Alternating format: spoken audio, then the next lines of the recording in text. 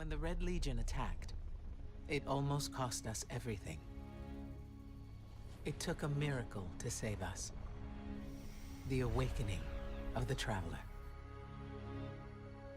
This is our new beginning.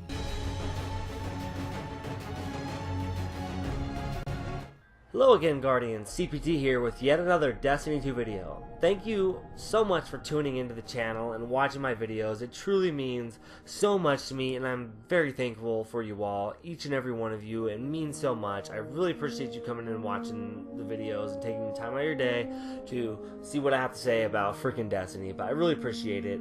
This time around, I'll be doing my review of the latest expansion to the Destiny universe of the Curse of Osiris. Let's get into it. With the December 5th release date of the newest edition of the Destiny universe comes an expansion known as the Curse of Osiris.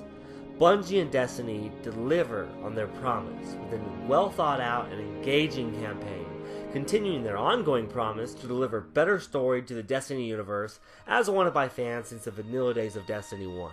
But does it provide enough content to keep us addicted until our next expansion? How's the new endgame? More importantly, how is the new loot grind?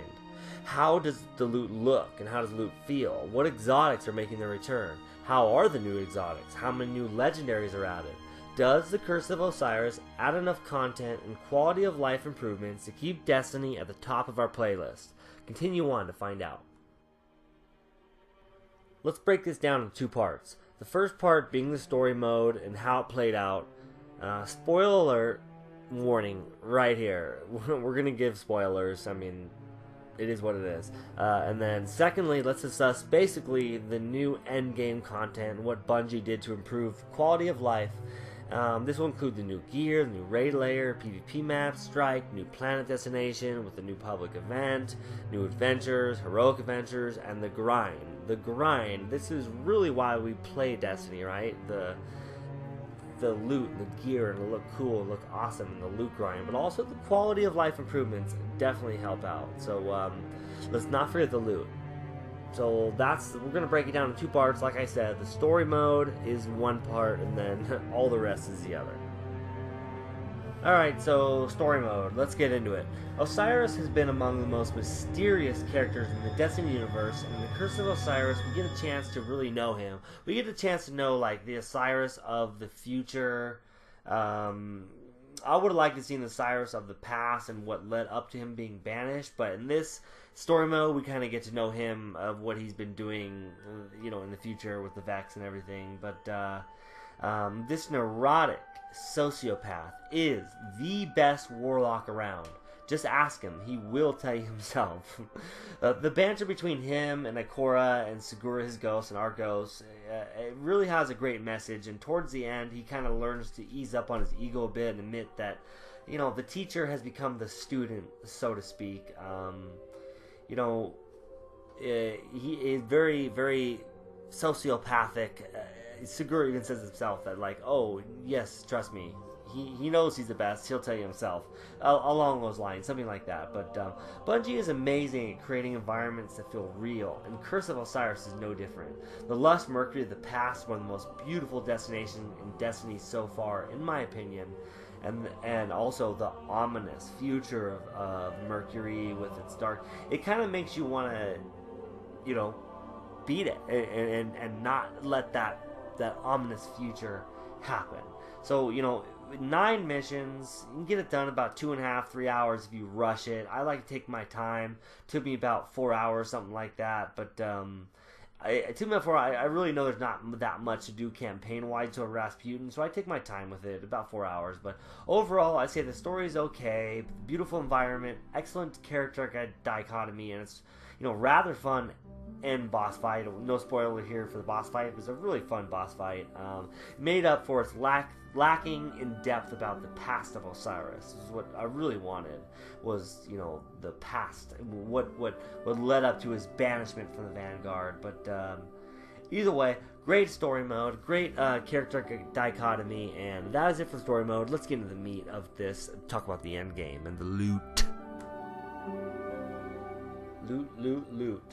Firstly, I want to briefly mention the fact that players that are locked out from content such as the Prestige mode Nightfall, Prestige Mode Raid, which they're previously able to play. If they don't own Curse of Osiris, they won't be able to play it.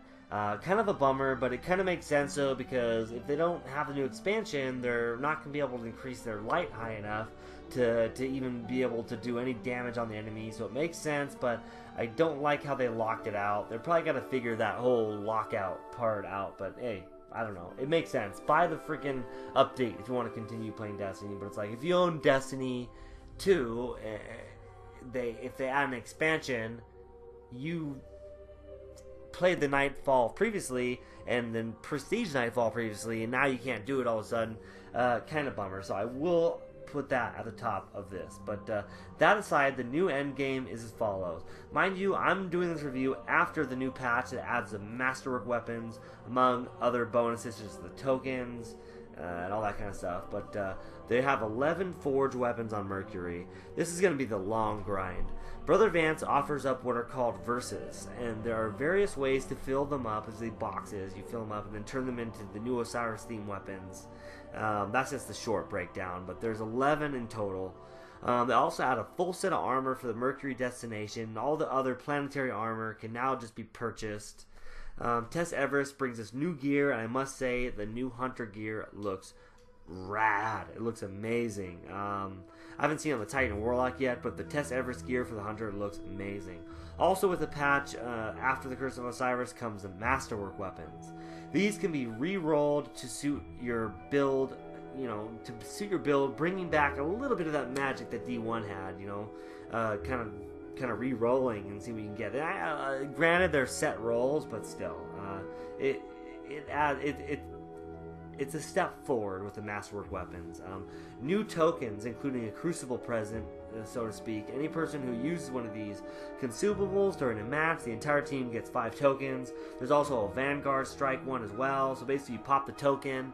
Anybody that played the game with you get 5 tokens for Crucible or Vanguard. Basically how it works.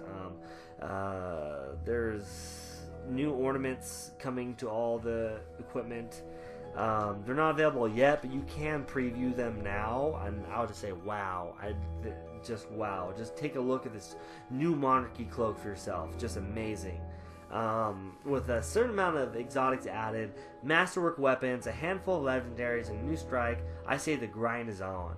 With a whole new planet to explore, with new adventures, and an extremely fun public event, it is by far the most mechanically deep public event thus far. This public event on Mercury is fun. That's all I'm gonna say. It's pretty fun. It is fun. Anyways, alright, moving on, let's talk the raid layer. Wow.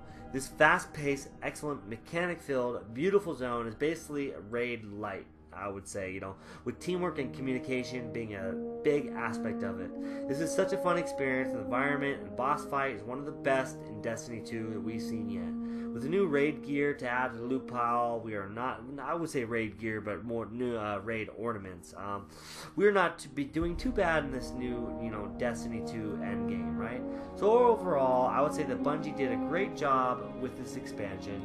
They delivered on the story, added a ton of quality of life aspects, and gave us a few months of grind-worthy opportunities.